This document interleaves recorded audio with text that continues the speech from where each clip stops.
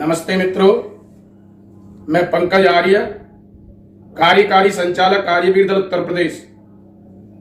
बंधुओं, आज फेसबुक के माध्यम से चर्चित हो रहा है कि चित्रलेखा जी ने अपनी कथा के माध्यम से स्पष्ट वर्णन किया है कि अजान के समय पर हमें अपनी कथा रोककर खुदा से भी प्रार्थना कर लेनी चाहिए। निश्चित रूप से यह बहुत ही निंदनीय और सत्य सनातन वैदिक धर्म के लिए या पूरी हिंदू जाति के लिए अत्यंत ही घिनौना बयान है। बंधुओं, आज से लगभग 250 वर्ष पहले महर्षि स्वामी दयानंद सरस्वती ने जड़ की पूजा का विरोध करना प्रारंभ किया। उससे पहले यह 3000 वर्ष से चली आ रही जड़ पूजा का विरोध करने वाला इस जगत में और दूसरा महर्षि दयानंद से अतिरिक्त कोई न था। और जड़ पूजा करते करते हमारी बुद्धि भी जड़ हो जाती है और जड़ बुद्धि क्या कह जाए उसको कुछ नहीं पता चलता है। बंधुओं, निश्चित रूप से आज ये जो तुष्टीकरण की जो नीति चल रही है, ये बार बार कहा जा रहा है कि सभी धर्म एक हैं। कुछ लोग कहते हैं कि सब धर्मों में अच्छी बातें लिखी हुई हैं। यह कोई ईसाई नहीं कह रहा इस बात को, कोई सिख नहीं कह रहा है, कोई मुसलमान नहीं कहता है, कोई शक हूण कुषाण यहूदी नहीं कह रहा इस बात को।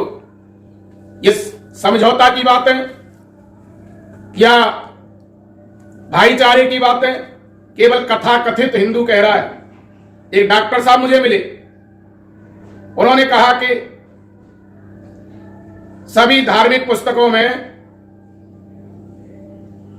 अच्छी बातें लिखी हुई हैं, कोई लड़ना नहीं सिखाता है। और उन्होंने स्पष्ट नाम लेते हुए कहा कि कुरान में सब बातें अच्छी लिख रही हैं। लोग झूठ बोलते हैं कि ये एक दूसरे के खून के प्यासा है। हमने पूछा, डॉक्टर साहब क्या आपने कुरान पढ़ी है? बोले नहीं। मैंने कहा, वाह, आपने जब कुरान पढ़ी ही नहीं है तो आपको कैसे पता चल गया कि सब अच्छी बातें कुरान में लिखी हुई हैं, कोई गलत बात नहीं लिखी है? ये तो वो हुआ कि गांव गए हम और खबर लाए तुम। निश्चित रूप से आज जो इस प्रकार की आज एक भ्रांति फैलाई जा रही है, नए नए वाक्य दिए जा रहे हैं, मजहब नहीं सिखाता आपस में बैर करना। कौन कहता है कि मजहब नहीं सिखाता है? धर्म तो नहीं सिखाता है आपस में बैर करना, लेकिन मजहब बैर भावना से ही इनका जन्म हुआ है। जब आज से लेकर के सृष्टि जब बनी तो वेद के आधार पर एक ही धर्म था, मानव मात्र का वैदिक धर्म, जिसमें मानव मात्र के कल्याण की भावना की गई है, जिसमें न हिंदू कहा गया है, न मुसलमान कहा गया है, न सिख कहा गया है। उसमें कहा गया है, हे मनुष्य, तू ऐसा कर और ऐसा मत कर, ऐसा करने से तेरा कल्याण होगा और इसके विपरीत करने से तेरा विनाश होगा। ऐसी भावना केवल वैदिक धर्म में मानव मात्र को समेटने की है। बंधुओं, मजहब तो धर्म को बिगाड़ करके मनुष्यों ने बैर भाव करते हुए ही इसकी स्थापना हुई है। चाहे कोई भी मजहब हो, मनुष्यकृत जितने हैं, चाहे वो जैन मजहब हो, चाहे बौद्ध मजहब हो, चाहे ईसाई मजहब हो, चाहे मुस्लिम मजहब हो, चाहे कोई अन्य मजहब हो, इनकी स्थापना ही बैर भाव से हुई है। तो ये आपस में बैर नहीं सिखाएंगे तो और क्या सिखाएंगे? धरती पर जब से इस्लाम आया है, कभी भी इन्होंने किसी को भी सुख पूर्वक नहीं रहने दिया है। इसकी बहुत सारी आयतें स्पष्ट कहती हैं कि जो इस्लाम को नहीं माने वो काफिर है। अर्थात इस्लाम को जो मानता है वो केवल और केवल इंसान है, बाकी सब दुनिया काफिर हैं। इसलिए पक्षपात हुआ, और पक्षपात वाला धर्म नहीं होता है। धर्म की परिभाषा जानिए, धर्म क्या है। गीता में योगेश्वर श्री कृष्ण जी महाराज ने धर्म की परिभाषित करते हुए कहा है, आत्मानः प्रतिकूलानि परेशान न समाचरे। जो मेरी आत्मा को प्रिय है वैसा व्यवहार हम दूसरों के साथ करना चाहिए। अर्थात इस परिभाषा को इस्लाम मजहब पर या अन्य दूसरे मजहबों पर तोल करके देखिए। यदि जो व्यवहार इनको पसंद नहीं है अपने प्रति, वो व्यवहार इन्होंने किया है, लूटपाट इन्होंने की है, दूसरे देशों पर आक्रमण इन्होंने किया है, खून खराबा इन्होंने किया है, अब तक दूसरे देशों को पराधीन किया है इन्होंने, अनाधिकार चेष्टाएं इन्होंने की है। दूसरी परिभाषा शास्त्र की परिभाषा है अभ्युदय निह श्रेयस सिद्धि स धर्म, जिसके धारण करने से इस लोक में और परलोक में दोनों में उन्नति होती है, वो धर्म है। मैं नहीं समझता हूं कोई भी मजहब इस परिभाषा पर, इस शास्त्र की दी हुई धर्म की इस वाक्य पर कोई भी मजहब खड़ा उतरता हो। सब में अपनी अपनी आपाधापी है। अपने लोग अच्छे हैं, जो उस मत को नहीं मानते हैं वो सभी बुरे हैं। बंधुओं, निश्चित रूप से एक और परिभाषा वैशेषिक शास्त्र में कहा गया है, ध्रियते सुख प्राप्ते सेविते सधर्म, जिसके धारण करने से सुख की प्राप्ति होती हो और दुखों की निवृत्ति होती हो, वह धर्म है। निश्चित रूप से दूसरों को यह कोई भी मजहब सुख नहीं देना चाहता है, इसलिए यह धर्म नहीं है, मनुष्यकृत है, मजहब है। और वेद धर्म के बारे में क्या कहता है? महर्षि स्वामी दयानंद सरस्वती ने ऋग्वेदादि भाष्य भूमिका में वेदोक्त धर्म प्रकरण में लिखते हुए कहते हैं कि परमेश्वर ने धर्म के लक्षणों को बताते हुए कहा, हे मनुष्य लोगों, जो पक्षपात रहित न्याय सत्याचरण से युक्त धर्म है उसी को सभी लोग मानो, इसके विपरीत मत चलो, किंतु इसकी प्राप्ति के लिए विरोध को छोड़कर, किसकी प्राप्ति के लिए? धर्म की प्राप्ति के लिए विरोध को छोड़कर परस्पर सम्मति से रहो, जिससे हर दिन उत्तम सुख बढ़ता जाए और कभी दुख न हो। निश्चित रूप से पक्षपात रहित हमारा जीवन होना चाहिए। जितने भी मत संप्रदाय हैं सब पक्षपातों से भरे पड़े। न्यायाचरण से होना चाहिए, न्याय होना चाहिए, इनमें अन्याय है। और जितने भी धरती पर मजहब मतांतर है सब में असत्य बातें भरी पड़ी हैं, जो विज्ञान की कसौटी पर खरी नहीं उतरती हैं, जो विज्ञान की तो बात दूर रही, सामान्य पढ़े लिखे को भी गले नहीं उतरती हैं। ऐसी बातों से भरे पड़े, मनगढ़ंत बातों से ये मजहब हमें आज एक दूसरे के खून के प्यासे हो रहे हैं। एक दूसरे से आज घृणा कर रहा है, द्वेष पैदा कर रहा है, तो ये मत मतांतर है। और उस मत मतांतर को जो इस्लामिक एरा है, जो इस्लाम को मानने वाले लोग हैं, उसके लिए एक कथावाचिका ने, जो कृष्ण की रोटी खाती है, जो हिंदू धर्म से पैसा लेती है, जो उन भाइयों की सुख सुविधाओं का भोग करती है, लेकिन गीत वो इस्लाम के गाती है।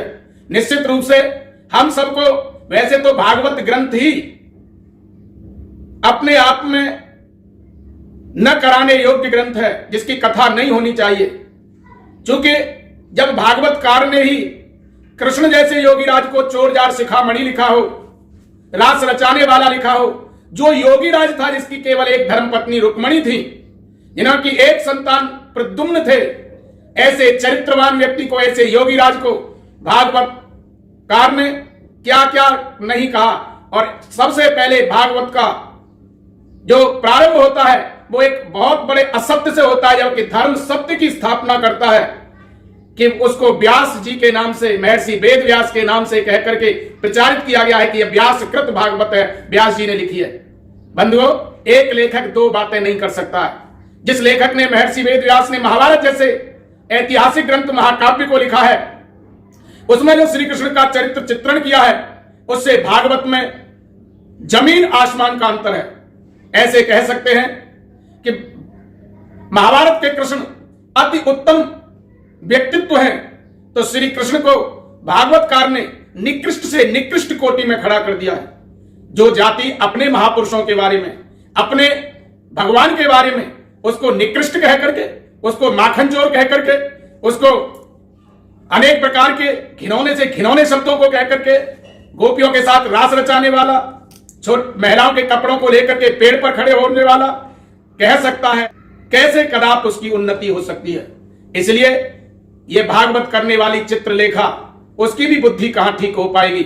आज हम इस प्रकार के वक्ताओं का बहिष्कार करते हैं कि आपसे भी अपील करते हैं कि हम श्री कृष्ण को जानें, श्री कृष्ण के व्यक्तित्व को जानें, धर्म को जानें और इस्लाम को भी जानें। बहुत बड़ी आवश्यकता है इस्लाम को जानने की। जो इस्लाम अपने पिता का नहीं हुआ, जो इस्लाम अपने भाइयों का नहीं हुआ। आपने औरंगजेब का इतिहास नहीं जाना है क्या?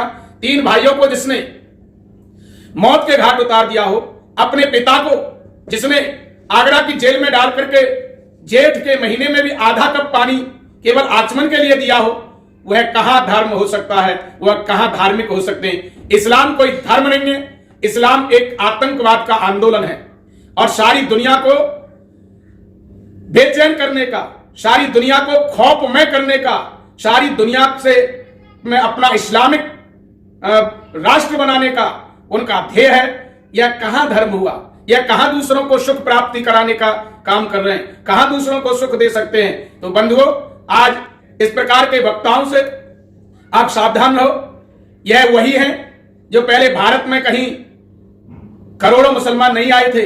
यह वही लोग हैं जो लालच के कारण, लोक में यश के कारण, भय के कारण और अपने सम्मान के कारण पहले भी यह मुसलमान होकर के इन्होंने धर्म परिवर्तन किया है।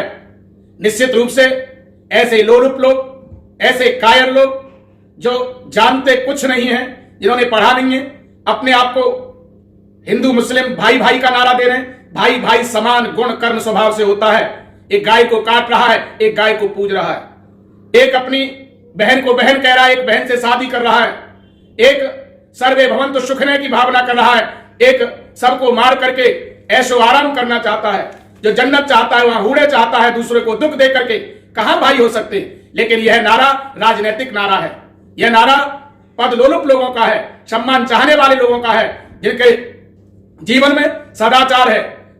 दुनिया में जो वेद का धर्म है वो सारी दुनिया को लेकर चलता है, लेकिन जो उस धर्म के खिलाफ अपनी आवाज उठाता है तो उसे कुचलने का भी आदेश वेद में दिया है। यही हमारा इतिहास है, यही हमारी संस्कृति है। इतिहास के 2 जबरदस्त उदाहरण हैं। जब रामचंद्र जी ने सीता हरने वाले रावण को मारा था, अपनी भाई की पत्नी को बलात्पूर्वक छीन करके उसे राज्य से बाहर निकालने वाले बाली को मार करके सुग्रीव को राजा बनाया था। खरदूषण का वध उन्होंने किया। ताड़िका जैसी राक्षस धार्मिक लोगों के साथ अन्याय कर रही थी, अत्याचार कर रही थी, ऐसी ताड़िका जैसी राक्षसी का वध किया। वहीं पर महात्मा श्री कृष्ण ने शिशुपाल जैसे जो धर्म से रास्ते से विमुख जा रहा था उसको दंडित करके इस दुनिया से विदा किया। जरासंध जैसे व्यक्ति को मारा। जो विचारधारा दुर्योधन जैसी लोगों की थी उन सबको मार करके धर्म की स्थापना की थी। इसलिए हमारा धर्म मजहब नहीं है, वो धर्म है, लोगों के मजहब है। मजहब और धर्म में अंतर करिए और मत भूलिए इस्लाम एक मजहब है, एक आतंकवाद का अड्डा है और प्रत्येक जो आतंकवाद पूरे विश्व में जो बेचैन कर रखा है, सारी दुनिया को कर रखा है, उसका कोई जिम्मेदार है तो वो इस्लाम है।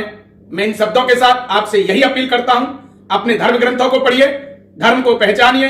धर्म क्या है?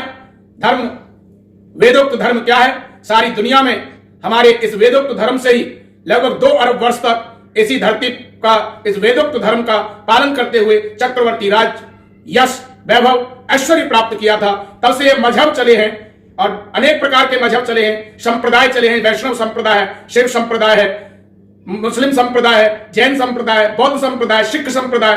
तब से हमारी अवनति हुई है और हम आज गिरते चले जा रहे हैं। उठना है तो आइए वेद की शरण में जाएं। और महर्षि स्वामी दयानंद ने जो नारा दिया था, बैक टू वेदाज, वेदों की ओर लौटो, अपनी संतान को, अपने आप को वेदोक्त धर्म से जोड़िए। बहुत बहुत धन्यवाद। इति ओम सम।